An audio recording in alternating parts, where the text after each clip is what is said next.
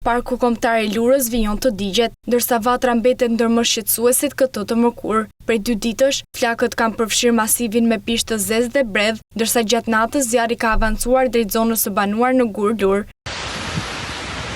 Era e fortë dhe terreni i thyer po vështirësojnë ndërhyrjen, ndërsa zjarrfiksit kanë krijuar një perimetër sigurie pranë banesave. Flakët kanë përfshirë zonën e Gjagjishtit dhe po avancojnë drejt pllajave të Lan Lurës. Era e tymit ka filluar të ndihet edhe në kryeqytet, ku zjarri ka rënë në dajt dhe priskë të madhe. Edhe pse nuk ka rrezik për banesat, situata mbetet e rrezikshme për zjarrfiksit. Në Daias të Tiranës, një zjarrfikse u rrethua brenda sekondave nga flakët.